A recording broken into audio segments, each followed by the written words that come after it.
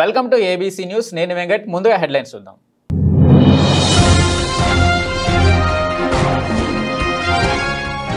గత ప్రభుత్వ తప్పులను మాత్రం చూపించి తీరుతాం. మహిళా సంఘాల ప్రజాప్రతినిధుల సమావేశంలో ఎమ్మెల్యే ఆదిరెడ్డి శ్రీనివాస్.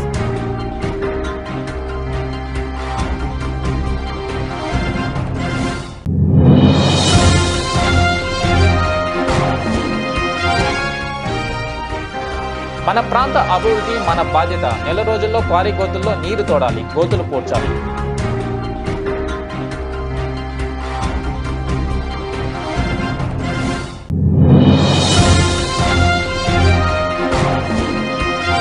అన్న క్యాంటీన్ల ద్వారా పేదవాడి ఆకలి తీర్చడమే ప్రభుత్వ లక్ష్యం. జగ్గంపేట ఎమ్మెల్యే జ్యోతుల నెహ్రూ.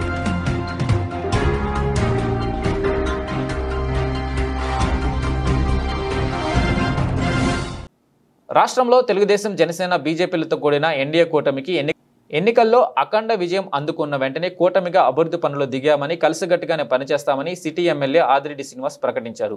మహిళా సంఘాల, కమ్యూనిటీ ఆర్గనైజర్లు, ప్రతినిధులతో కలిసి సోమవారం ఏర్పడిన సమావేశంలో ఆయన మాట్లాడుతూ, మీ ద్వారా ప్రభావితమైన డ్వాక్రా గ్రూప్ మహిళలతో అత్యధిక శాతం ఎన్డీఏ కూటమిని విశ్వసించి, ఆదరించి ఓట్లు వేసి గెలిపించారని పేర్కొన్నారు. డ్వాక్రా గ్రూపులను చూసి మీ అందరినీ ఒక పార్టీకి ఆపాదించారని ఆయన పేర్కొంటూ, నిజానికి రాజమండ్రి డ్వాక్రా గ్రూపులు తెలుగుదేశానికి కంచుకోట అనే విషయం వేరే చెప్పనవసరం లేదన్నారు. సంక్షేమ కార్యక్రమాలు వస్తాయని, ఇచ్చిన ప్రతి హామీ నెరవేర్చే ప్రయత్నం జరుగుతుందని ఆయన అన్నారు. ఎన్డీఏ కూటమిగా రాజమండ్రిలో ఇచ్చిన హామీలు కూడా నెరవేరుస్తామని ఆయన స్పష్టం చేశారు. ఆరోగ్యకర రాజమండ్రి కార్యక్రమంలో భాగంగా అధ్వాన్నంగా ఉన్న పారిశుద్ధ్యాన్ని ప్రక్షాళన చేశాము అన్నారు. ఈ సమావేశంలో తెలుగుదేశం పార్టీ నాయకులు, బీజేపీ నాయకులు, జనసేన పార్టీ నాయకులు, అదే సంఖ్యలో కార్యకర్తలు, ఆర్పీలు, సీఓలు, మహిళా సంఘాల ప్రజా ప్రతినిధులు పాల్గొన్నారు.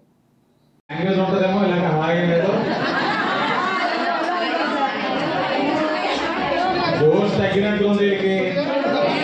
ఎన్డీఏ కూటమి వచ్చిందని ఆనందం కనపడుతుంది. ఉన్న ఎన్డీఏ కూటమి నాయకత్వం ఎలక్షన్ అయిన విషయం నేను గమనించాను. కారణం, మీ ద్వారా ప్రభావితం అయ్యే డ్వాక్రా గ్రూపుల్లో ఉన్న మహిళలు అత్యధిక శాతం మన ఎన్డీఏ కూటమిని విశ్వసించి, ఆదరించి, ఓటేసి గెలిపించారు.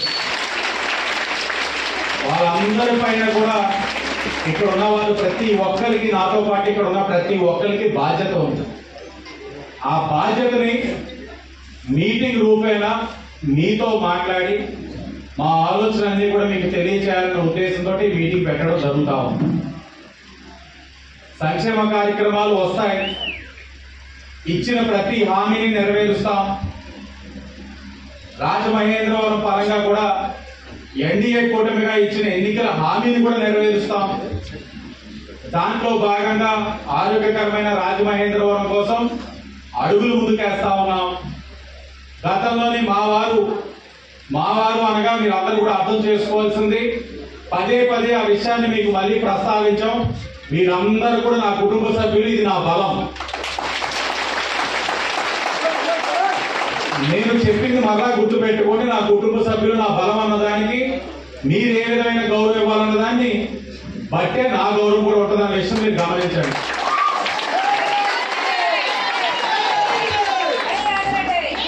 కాబట్టి ఎన్నికల సమయంలో ఇచ్చిన హామీలన్నీ నెరవేర్చాలి. దాంట్లో భాగంగానే ఆరోగ్యకరమైన రాజమహేంద్రవరం కోసం అధ్వానంగా ఉన్న పారిశుధ్యాన్ని ప్రక్షాళన చేశాం. చెయ్యాలి. ఇంకా నేను ఇప్పటికీ ఆశ్చర్యపోతా ఉంటాను. ఎందుకంటే మా తల్లి మేయర్గా చేసినప్పుడు ఇక్కడ ఉన్న వారు అనేకమైన వారు కార్పొరేటర్లుగా ఉన్నారు. దాని తర్వాత ఉన్న కౌన్సిల్లోనే ఉన్నారు, ఆ ముందు కౌన్సిల్లో కూడా ఉన్నారు. వాళ్ళందరికీ అవగాహన ఉంది. నగరం పట్ల బాధ్యతతో ఏ విధంగా నగరాన్ని తీర్చిదిద్దాలన్న ఆలోచనతో ముందుకెళ్ళేవారు. ఈ 5 సంవత్సరాలు కూడా ఆశ్చర్యం ఏంటంటే, మీకు కూడా తెలియాలి, గోదావరి గట్టు మీద వర్షం పడితే ఒక లెవెల్ దాకా నీరుని తీసుకుంటాయి రోడ్లు.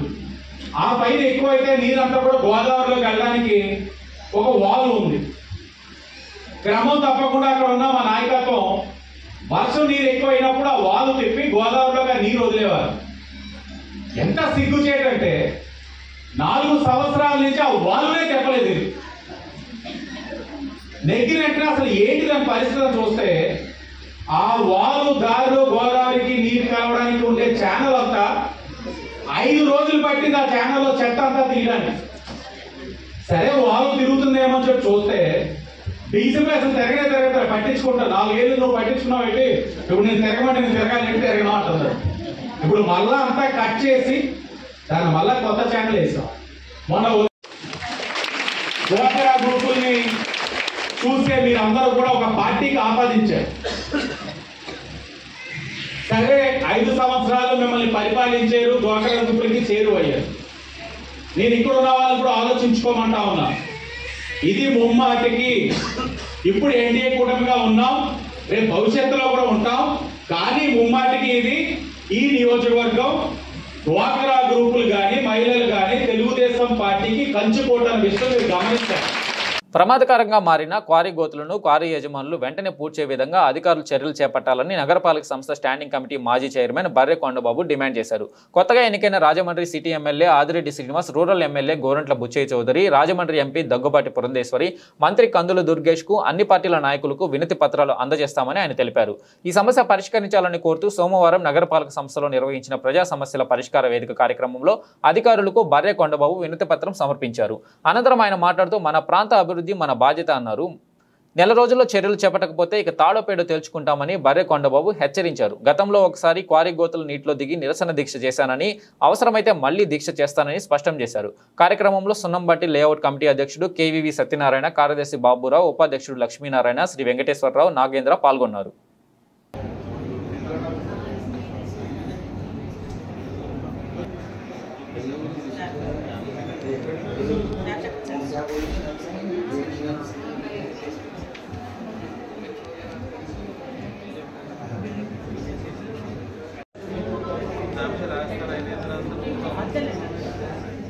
సరే ఒక పంచాయతీ ఇంకొక అక్కడ ఉన్నారు సార్, ఇంకొక ఆయన ఉన్నారు, అది కూడా ఇస్తున్నాను. అది కూడా మీరు క్లారిటీ తెచ్చు.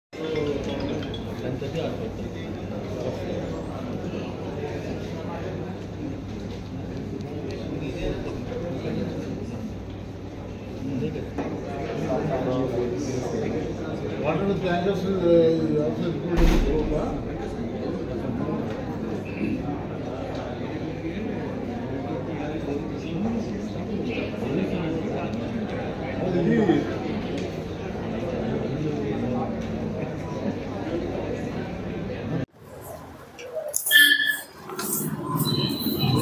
రాజమండ్రి క్వారీ ఏరియాలో ఏదైతే ఉందో క్వారీ గోతులు పూడ్చాలని చాలా కాలంగా పోరాటం చేస్తూ ఉన్నాం. ఒక పక్కనే ప్రజా పోరాటం చేస్తూ ఉన్నాం, మరో పక్కనే న్యాయ పోరాటం కూడా చేస్తూ ఉన్నాం. ప్రజా పోరాటం, న్యాయ పోరాటం చేసే దాంట్లో మేము చెప్పేది ఏంటంటే, ఒకటి ప్రమాదకరంగా మారినటువంటి క్వారీ గోతులను పూడ్చాలి, లేదా ఆ నీరన్నా బయటకు తోడాలి, ఎందుకంటే ప్రమాదం పొంచి ఉంది. రెండోది ఏంటంటే, ఆ సున్నంబట్టికి వెళ్ళి రోడ్లో మాస్టర్ ప్లాన్ రోడ్డు, అది మాస్టర్ ప్లాన్ రోడ్డుకి సంబంధించినటువంటిది ఏదైతే ఉందో ఆ రోడ్డు క్వారీ గోతుల కింద తవ్వేయడం జరిగింది. అది 100 అడుగుల మాస్టర్ ప్లాన్ రోడ్డు, కనీసం ఒక 3 అడుగులు కూడా లేకుండా పోయినటువంటి పరిస్థితి ఎదురవుతుంది. అదేవిధంగా సున్నంబట్టి రోడ్లోనే లైట్లు కమిషనర్ గారు గతంలో ఒక 7,80,000 పైచీలకు పెట్టి లైట్లు వేయడం జరిగింది. మరి అదేవిధంగా లైట్లు వేయడమే కాకుండా అక్కడ ఆ రోడ్డు ఏదైతే ఉందో అందాక మైనర్ రిపేర్లు అన్నా చేయించి ప్రమాదాలు నివారించాలన్నది. అదేవిధంగా ఆ క్వారీలకు వెళ్ళే దారిలో ఆ క్వారీ గోతులో 70 అడుగుల లోతు బైకుల ద్వారా వచ్చేవాళ్ళు కిందకి డైరెక్ట్గా వెళ్ళిపోతూ ఉన్నారు. అది ప్రమాదభరితంగా అటు సైడ్ మారింది. ఇటువైపు సుబ్బారావు నగర్ చూస్తే సుబ్బారావు నగర్లో కూడా క్వారీ గోతులు పూర్తిగా ఊరు పక్కల్లో వచ్చేసి ఆ ఇళ్ళు కూడా కిందకి వెళ్ళిపోయే పరిస్థితి కొన్ని చోట్ల కనపడతా ఉంది. అదేవిధంగా సుబ్బారావు నగరే కాదు, క్వారీ ఏరియా అంతట్లోనూ కూడా అక్కడ ఈగలు దోమలు పుట్టుకొచ్చి విపరీతంగా మలేరియా, డయేరియా, పైలేరియా, డెంగ్యూ వ్యాధులు లాంటివి ప్రబలుతూ ఉన్నాయి. ఆ నీరు నిలవ ఉండిపోయినందువల్ల ఎక్కడన్నా వాటర్ సంబంధించి వాడుకోవడానికి చూడాలనుకున్నప్పటికీ కూడా ఆ పొల్యూషన్ నీరైపోయి అక్కడ పూర్తి స్థాయిలో మనుషులకి అనారోగ్య పాలయ్యేటటువంటి పరిస్థితి కనపడతా ఉంది. అదేవిధంగా మరి పరిసర ప్రాంతాల్లో ఉన్నటువంటి ప్రజలందరికీ కూడా ప్రమాదకరంగా మారింది కాబట్టి దీన్ని పూడ్చాలా, లేదంటే వాటర్ బయట తోడాలా, లేక కోర్టు ఆదేశాలు ఇచ్చిన ప్రకారంగా మరి హైకోర్టులో వేసాం, 2011లో లోకాయుక్త వేసాం, తర్వాత 12లో రిట్ పిటిషన్ వేసాం, మళ్ళీ 2019 రాబోయేటప్పటికి హైకోర్టులో పిల్లేయడం జరిగింది. ఇలాగా ఎన్ని చేసినప్పటికీ కూడా న్యాయ పోరాటం జరుగుతున్నప్పటికీ, కోర్టు ఆదేశాలు ఉన్నప్పటికీ కూడా ఈ సమస్య పరిష్కారం కావట్లేదు. అంచేత మేమేం చెప్తున్నాం అంటే, ఒకటి మైన్స్ డిపార్ట్మెంట్కి సంబంధించి మైన్స్ వాళ్ళు, రెండోది మున్సిపల్ అధికారులు, ఆ తర్వాత పోలీసు యంత్రాంగం, రెవెన్యూ యంత్రాంగం, వీళ్ళందరూ కూడా జాయింట్ యాక్షన్ కమిటీగా ఏర్పడి ఆ సమస్య పూర్తి చేయవలసినటువంటి అవసరం ఉందనేది చెప్తున్నాం. ఈ క్వారీ గోతులు అలా ఖాళీగా వదిలేసినందువల్ల రాజమండ్రిలో ఉన్నటువంటి సెప్టిక్ ట్యాంక్ నుంచి వచ్చేది ఏదైతే ఉందో, మలం ఏదైతే ఉందో దాన్ని తీసుకొచ్చి క్వారీలో పోతున్నారు. ఆ నీరు మరింత పొల్యూషన్ అయిపోతూ ఉంది. అదేవిధంగా పంచాయతీలో కానీ చుట్టుపక్కల అన్ని చోట్ల కూడా చెత్త చెదారాలు తీసుకొస్తున్నారు. తీసుకొచ్చినటువంటి చెత్త చెదారాలు అక్కడే ప్రమాదకరంగా మారే పరిస్థితి కనపడతా ఉంది. అదేవిధంగా థార్ ప్లాంట్ అని, అలాగే సున్నం బట్టి అని, అలా క్రషర్లు అని చుట్టుపక్కల పొల్యూషన్ విపరీతంగా పెరిగిపోయి చాలా ప్రమాదం ఏర్పడతా ఉంది అక్కడ ప్రజలందరికీ కూడా. దాని మీద కమిషనర్ గారికి మేము రిపోర్ట్ చేయడం జరిగింది. గతంలో కూడా ఇలాగే పోరాటం చేసినందువల్ల, మరి ఎలక్షన్ ముందే పోరాటం చేసినందువల్ల జాయింట్ యాక్షన్ కమిటీగా ఏర్పడతారనేది చెప్పారు. రెండోది ఆల్రెడీ మమ్మల్ని కూడా ఒక మీటింగ్ ఏర్పాటు చేసి సమస్య పరిష్కారం కావడానికి వాళ్ళతో మాట్లాడితే వాళ్ళు చేస్తామని ఒప్పుకున్నారు. ఈ లోపల ఎలక్షన్ వచ్చింది, వాళ్ళు కూడా సబ్దుగా ఉన్నారు, కమిషనర్ గారు కూడా సబ్దుగా ఉన్నారు. దాని మీద ఇది జరుగుతుంది. ఇప్పుడు ప్రజెంట్ మేము చేసేది ఏంటంటే, అన్ని రాజకీయ పార్టీలకి లెటర్లు పెడతానండి, అలాగే ప్రజాప్రతినిధులు లెటర్లు పెడతాను. అదేవిధంగా ఆ ఏరియా సమస్యల మీద కరపత్రం వేయడం జరుగుద్ది, ప్రెస్ మీట్లు పెట్టడం జరుగుద్ది. ఇవన్నీ ఒక నెల రోజుల పాటు అన్నీ పూర్తి చేసి ఆ తర్వాత ఆ క్వారీ మీద ఆందోళన అనేటటువంటిది చాలా తీవ్ర రూపం దాల్చేటటువంటి పరిస్థితి కనపడతాయి. గతంలో కూడా క్వారీ మధ్యలో కూర్చొని ఒక రోజంతా, ఈవేళ 4 గంటలకు వెళ్తే మరుసటి 10 గంటల వరకు కూడా క్వారీ గోతులో కూర్చొని నా నిరసన తెలియజేయడం జరిగింది. ఎంత నిరసన తెలియజేసినప్పటికీ కూడా ఆ నిరసన చేసినప్పుడు అలా జరుగుతుంది. ఇప్పుడు మరణాలు ఆగట్లేదు, ఆ నీరు ఆగట్లేదు. ఇప్పుడు రేపు వచ్చే వర్షాలకి ఉన్నకాడ కూడా మునిగిపోద్ది. ఆ పక్కన శ్రీవాసల నగర్ 1000 కుటుంబాలు, 4000 మంది జనాభా కలిగినటువంటి ప్రాంతం. ఆ ప్రాంతంలో కూడా నిండా నీరు మునిగిపోయింది. అది లూజ్ సాయిల్, అది ప్రమాదంగా ఉంది, సాయిల్ టెస్ట్ చేయించండి అని చెప్పేసి కూడా మేము ఛానల్ నుంచి చెప్తా ఉన్నాం. అంచేత ఇది వెంటనే పని పూర్తి చేయకపోయినట్టయితే అక్కడ ప్రజలకు ప్రమాదం ఏర్పడుతుంది. కాబట్టి నేను మిగతా వాళ్ళందరి మీద, సంబంధిత అధికారుల మీద, క్వారీ యాజమాన్యం మీద నా పోరాటం కొనసాగిస్తూ ఉన్నాను. గతంలోనే చేశాను, ఇప్పుడు వైఎస్ఆర్ పార్టీ అధికారంలో ఉన్నప్పుడు చేశాను, అంతకుముందు తెలుగుదేశం అధికారంలో ఉన్నప్పుడు చేశాను, మళ్ళీ కాంగ్రెస్ అధికారంలో ఉన్నప్పుడు చేశాను. ఇలా కంటిన్యూగా నా పోరాటం కొనసాగిస్తూ ఉన్నాను. ఇదైతే మాత్రం ఆఖరి పోరాటంగానే మొన్న ప్రకటన చేశాను. అప్పుడు జాయింట్ మీటింగ్ ఏర్పాటు చేశారు. ఇప్పుడు ఈ పోరాటాన్ని తాడో పేడో తెలుసుకోవడానికి సిద్ధంగానే ఉన్నాను. ఈ పోరాటం మాత్రం ఆగే ప్రసక్తి లేదు. ఖచ్చితంగా అక్కడ విజయం సాధించాలనేటటువంటి ఒక నమ్మకం ఉంది. ఆ ఏరియా ప్రజలు మరి మన సమస్య ఇదంతా కాబట్టి మన బాధ్యత, మీ సమస్య మీ బాధ్యత అనేటటువంటి స్లోగన్స్ మరి ఎదురుకి వెళ్ళడం జరుగుతుంది. ఇదే హెడ్లైన్ కూడా. అంచేత ఈ బాధ్యతతో నేను ముందుకు వెళ్ళడం జరుగుతుందని కూడా చెప్తున్నాను. అందరికీ నమస్కారం. విద్యార్థులకు ప్రభుత్వాలు అమలు చేసే పథకాలకు మహనీయుల పేర్లు పెడితే వారి గురించి తెలుసుకునేందుకు అవకాశం కలగడంతో పాటు అటువంటి మహనీయుల స్ఫూర్తితో ముందుకు సాగడానికి అవకాశం కలుగుతుందని ఆదిత్య విద్యా సంస్థల డైరెక్టర్ ఎస్పీ గంగిరెడ్డి అన్నారు. రాష్ట్రంలో నూతనంగా ఏర్పడిన ప్రభుత్వం జగనన్న విదేశీ విద్యా పథకం పేరును డాక్టర్ ఏపీజే అబ్దుల్ కలాం విదేశీ విద్యా పథకంగా పేరు మార్చడం పట్ల ఆదిత్య విద్యా సంస్థల యాజమాన్యం హర్షాతిరేకాలు వ్యక్తం చేసింది. మైనార్టీ శాఖ మంత్రి ఎంఎన్డి ఫారూక్ ప్రకటనపై హర్షం వ్యక్తం చేస్తూ స్థానిక నందం గనిరాజు జంక్షన్లో ఉన్న అబ్దుల్ కలాం విగ్రహానికి గంగిరెడ్డితో పాటు ముఖ్య అతిథిగా విచ్చేసిన సామాజిక సేవకుడు యాంకర్ చోటు Aditya NSS programme officer GVS Nageswararao పలువురు విద్యార్థులతో కలిసి పూలమాలలు వేసి ఘనంగా నివాళులర్పించారు. వారు మాట్లాడుతూ ఎస్సీ ఎస్టీ బీసీ మైనార్టీ విద్యార్థులకు ఇది శుభదినమన్నారు. నిరంతరం విద్యార్థుల సంక్షేమాన్ని కాంక్షిస్తే అబ్దుల్ కలాం పేరుతో విదేశీ విద్యా పథకాన్ని అమలు చేయడం అభినందనీయమన్నారు. కలాం పేరుతో సార్థకత చేకూరేలా విదేశీ విద్యా పథకానికి ఆయన పేరు పెట్టడం గర్వకారణమని పేర్కొన్నారు.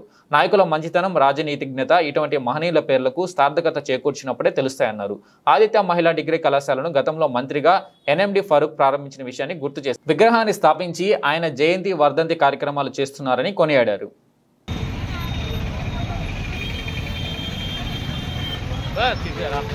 ఇలా రావా ఇలా కొట్టుకుంటూ అక్కడ కొడుతున్నా పెట్టి ఫోటోగ్రాఫర్ కూడా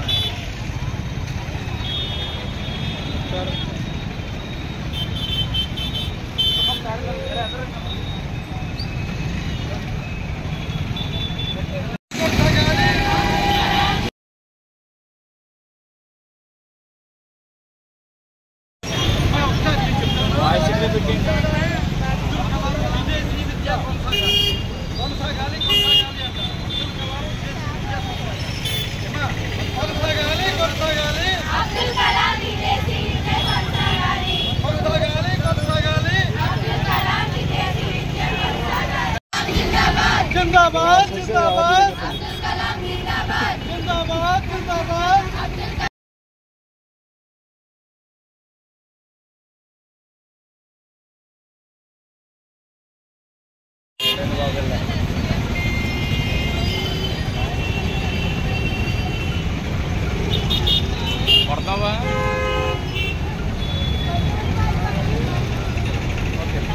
కళాశాల యాజమాన్యం అలాగే విద్యార్థులు కలిసి ఏర్పాటు చేసినటువంటి ఈ యొక్క కార్యక్రమంలో నన్ను ముఖ్య అతిథిగా పిలిచిన మేరకు నేను రావడం జరిగింది.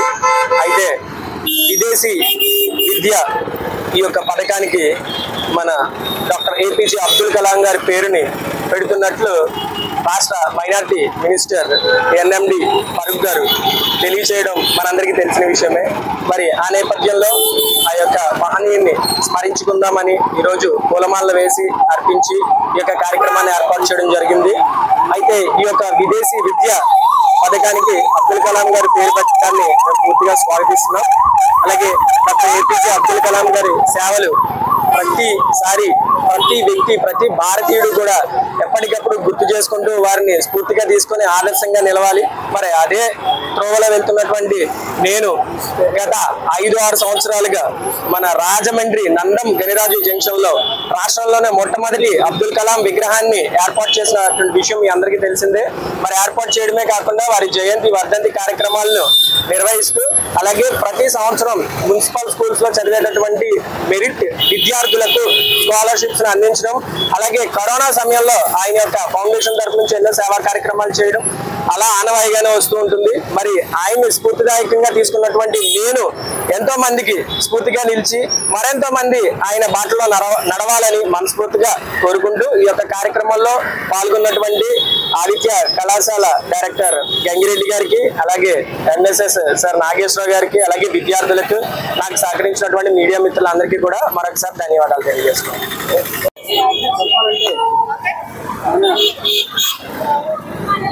ఎస్సీ ఎస్టీ బీసీ విద్యార్థులకి చాలా సుదీనం అని చెప్పారు. ఎందుకంటే 2014 నుంచి 19 వరకు జరిగినటువంటి ప్రభుత్వ పాలనలో వెనకబడిన వాళ్ళందరికీ కూడా విదేశాల్లో చదువుకునే అవకాశం అప్పటి ప్రభుత్వం కల్పించింది. కనీసం 10 నుంచి 20 లక్షలు ఖర్చు అవుతుంది ఒక్కో విద్యార్థికి. అది ప్రభుత్వమే భరించి వాళ్ళని విదేశాల్లో చదువుకుని అక్కడ ఉద్యోగాలు చేసేలాగా లేకపోతే ఉన్నత స్థాయిలో ఎదిగేలాగా ప్రభుత్వం సమకట్టింది. అయితే తర్వాత వచ్చిన ప్రభుత్వం 3 సంవత్సరాలు 4 సంవత్సరాలు దాన్ని పట్టించుకోలేదు. 1 సంవత్సరం మాత్రం దాన్ని జగనన్న విదేశీ విద్యాదేవునిగా మార్చి పెట్టారు. కానీ ఇప్పుడు వచ్చిన ప్రభుత్వం వచ్చిన వెంటనే దాన్ని పూర్తిగా అమలు చేస్తూ ముఖ్యంగా దానికి ఏ పేరు పెడితే సార్థకత ఉంటుందో ఆలోచించి మరి అబ్దుల్ కలాం విదేశీ విదేశీ విద్య అని పెట్టడం అనేది మా అందరికీ కూడా చాలా ఆనందంగా గర్వకారణంగా ఉంది. కారణం ఏంటంటే నాటి నాయకుల యొక్క మంచితనం మూర్తిభవించిన నైతికత నేటి తరంలో చూసిన ఉన్నటువంటి ఉపయోగపెట్టి అబ్దుల్ కలాం ఇప్పుడు మనం చూస్తున్న నాయకులు సరైనటువంటి నైతికత రాజనీతిజ్ఞత వీళ్ళలో కనపడుతుంది. కానీ అటువంటి అబ్దుల్ కలాం అలా కాదు. అతను శాస్త్రవేత్త, రాజకీయవేత్త, పిల్లల ప్రగతి కోసం మన దేశ విద్యార్థులు విదేశాల్లో కూడా మంచి మంచి స్థానాలు సంపాదించుకోవాలనే ఆలోచనతో ముందుకెళ్ళినటువంటి వ్యక్తి. ఆయన పేరుని ఆ పథకానికి పెట్టడం అనేది చాలా ఆనందదాయకం. ముఖ్యంగా నా అబ్దుల్ కలాం గారు చనిపోయిన తర్వాత మొట్టమొదటిసారిగా రాష్ట్రంలో మరి రాజమండ్రిలో ఈ నందం గంజా సెంటర్లో మన చోటు ఆయన విగ్రహాన్ని స్థాపించి ప్రతి సంవత్సరం అబ్దుల్ కలాం జయంతి వర్ధంతి జరుపుకుంటూ ఉన్నారు. మేము కూడా యథాశక్తిగా ఆ కార్యక్రమాలకు హాజరవుతూ ఉన్నాం. ఈ రోజున నీతిగా ఉన్నటువంటి నాయకులను ఎవరు పంచుకోవట్లేదు. ఏదన్నా పథకాలు పెట్టినప్పుడు కనీసం ఆ పథకాల లబ్ధిదారులు పాత తరం నాయకులను గుర్తు చేసుకోవడానికైనా ఆ మహనీయుల పేర్లు పెట్టాలి. అది కాకుండా మన పేరు మీద పథకాలు పెట్టుకుంటే అది ఎంతవరకు మంచిగా ఆలోచించని చెప్పి నాయకులను కూడా నేను కోరుతున్నాను. మినిస్టర్ గారు ప్రకటించిన ఎన్ఎండి ఫరూక్ గారు ప్రకటించిన విదేశీ విద్యకు అబ్దుల్ కలాం గారు పేరు పెట్టడం చాలా హర్షణీయమండి. సో విద్యాలోకానికి ఇది ఒక శుభ సూచకం. అబ్దుల్ కలాం గారిని మన రాజమండ్రిలో కాంస్య విగ్రహాన్ని స్థాపించి క్రమం తప్పకుండా ఆయన పుట్టినరోజు సంస్మరణ దినోత్సవానికి అలాగే చనిపోయిన రోజు ప్రతి సంవత్సరం మన ఆదిత్య విద్యార్థులు పాల్గొంటున్నారు. మన ఎన్ఎస్ఎస్ మరియు యూత్ రెడ్ క్రాస్ వాలంటీర్లు.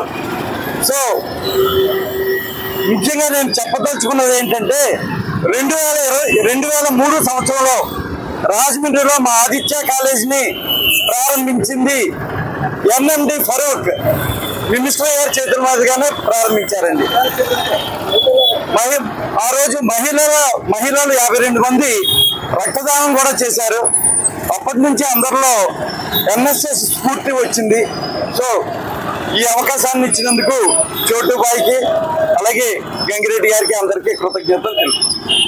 స్థానిక కాకినాడ రోడ్లో గల ఎన్టీఆర్ స్మారక మందిరం వద్ద టీడీపీ ఆధ్వర్యంలో ప్రతి సోమవారం నిర్వహిస్తున్న అన్నా క్యాంటీన్ ఈ వారం గండేపల్లి మండల టీడీపీ అధ్యక్షులు పోతుల మోహన్ రావు బావ సామర్లకోట మండల మెడపాడు గ్రామానికి చెందిన స్వర్గీయ మలిరెడ్డి వీర వెంకట సత్యనారాయణ జ్ఞాపకార్థం వారి భార్య రమాదేవి ఆర్థిక సహాయంతో నిర్వహించిన అన్నా క్యాంటీన్ ప్రారంభించిన జగ్గంపేట శాసనసభ్యులు జ్యోతిర్ నెహ్రూ అనంతరం పేదవారికి భోజనాలు వడ్డించారు. ఈ సందర్భంగా నెహ్రూ మాట్లాడుతూ గత సంవత్సర కాలం పైబడి జగ్గంపేటలో అన్నా క్యాంటీన్ నిర్వహిస్తున్నామని, ఎన్నికల కోడ్ కారణంగా గత 2 మాసాలుగా అన్నా క్యాంటీన్ నిలుపుదల చేశామని, మళ్లీ గత వారం ప్రారంభించి పేదలకు ఉచితంగా అన్నదానం చేస్తున్నామన్నారు. టీడీపీ ప్రభుత్వం ఏర్పడిన కారణంగా జగ్గంపేటలో అన్నా క్యాంటీన్ శాంక్షన్ అయ్యి ఉందని, అదేవిధంగా గోకవరం కిర్లంపూడి గ్రామాల్లో కూడా అన్నా క్యాంటీన్ ఏర్పాటు చేసుకుంటామని, 5 రూపాయలకి అన్నం పెట్టి పేదవారి ఆకలి తీరుస్తామని అన్నారు. అన్న ఎన్టీఆర్ ఆశయం ప్రతి పేదవాడు కడుపు నిండా అన్నం తినాలని కోరుకునేవారని, దానిని నిజం చేస్తూ చంద్రబాబు అన్నా క్యాంటీన్ ఏర్పాటు చేశారని అన్నారు. ఈ కార్యక్రమంలో ఎస్వీఎస్ అప్పలరాజు, పోతుల మోహన్ రావు, మార్సెట్టి భద్రం, కొత్త కొండబాబు, బల్లంరెడ్డి రామకృష్ణ, రుచి హోటల్ నాగేంద్ర చౌదరి, కంటిపూడి రామారావు, అకిన సుదర్శన్ రావు, చిటికెల కన్నబాబు, ఇప్పర్ల సురేష్, బోళ్ల సతీష్, ఎల్లమల్లి సీఎం, పెనుమర్తి భాస్కర్ రావు, వేమలగొండ జోగారావు, బోండా రాజేష్, బుద్ధి సురేష్, బొచ్చల సుధీర్, తాపర్తి సీతారామయ్య, శిలామంతుల వీరబాబు, పోలినాటి ధర్మానంద కుమారి, కురుమల్ల నాగేశ్వరరావు, రాయిసాయి, రిస్ రమణ, చేలకాని హరి, డేగల సత్యబాబు తదితరులు పాల్గొన్నారు.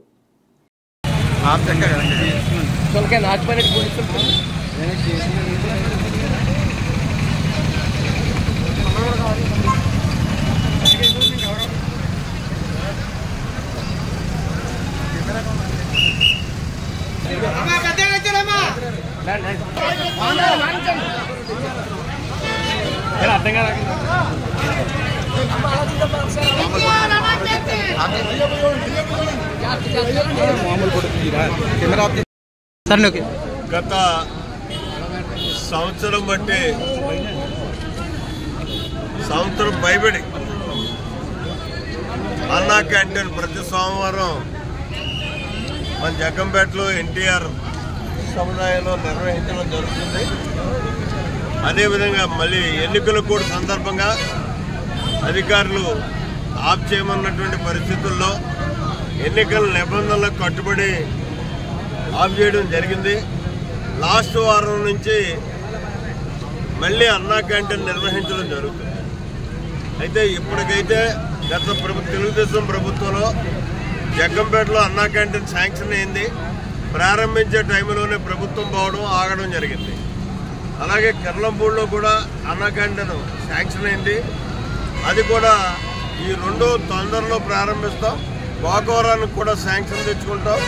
ఈ 3 అన్నా క్యాంటీన్లు కూడా నిత్య అన్నదానంతో ఇదవుతాయి. ఇది అన్నదానం అనేదానికంట, ఎందుకంటే 5 రూపాయలు ఇచ్చుకొని అన్నం పెడతాం.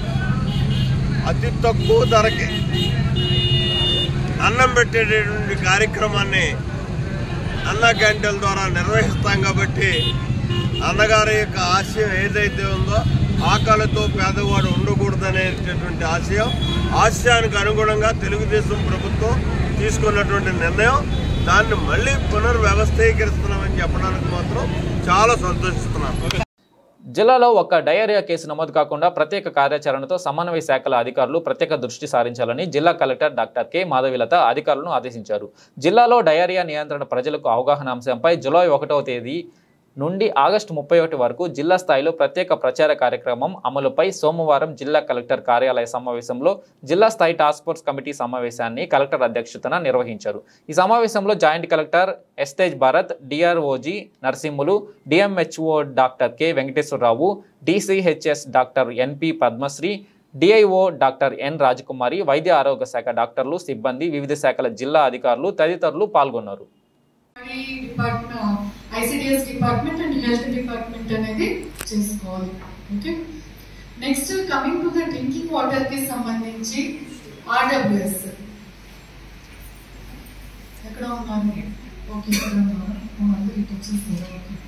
సో మీరు చేయాల్సింది ఏంటి అంటే మనం ఎలాగో శాంపిల్స్ అనేది చెక్ చేస్తూ ఉంటాం కాబట్టి ఎస్పెషల్లీ ఎక్కడైతే స్కూల్స్ కి సోర్స్ ఉందో, అంగన్వాడీ సెంటర్స్ ఎక్కడి నుంచి వాటర్ తీసుకొస్తున్నారో అది కంపల్సరీగా మీ జేఈస్ కి చెప్పి అక్కడ వాటర్ టెస్టింగ్ అనేది అరేంజ్మెంట్ అనేది చేయాలి.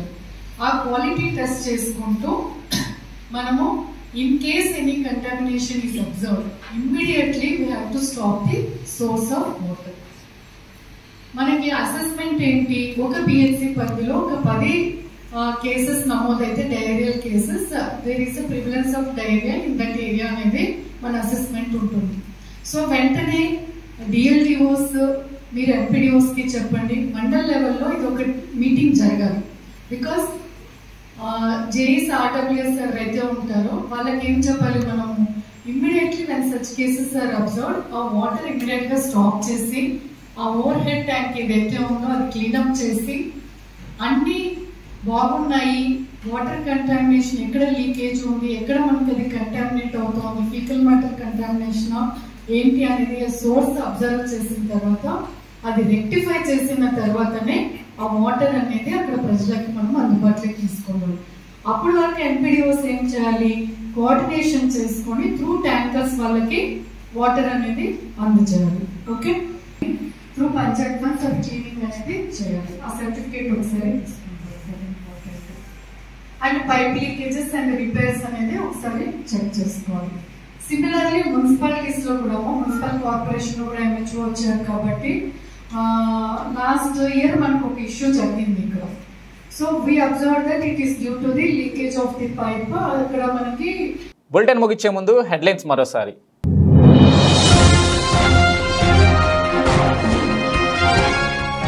గత ప్రభుత్వ తప్పులను మాత్రం చూపించి తీరుతాం. మహిళా సంఘాల ప్రజాప్రతినిధుల సమావేశంలో ఎమ్మెల్యే ఆదిరెడ్డి శ్రీనివాస్.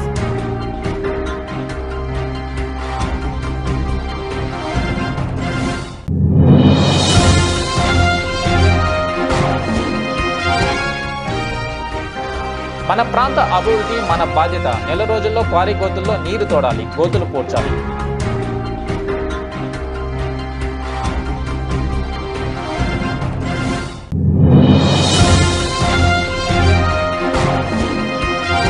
అన్న క్యాంటీన్ల ద్వారా పేదవాడి ఆకలి తీర్చడమే ప్రభుత్వ లక్ష్యం. జగ్గంపేట ఎమ్మెల్యే జ్యోతుల నెహ్రూ.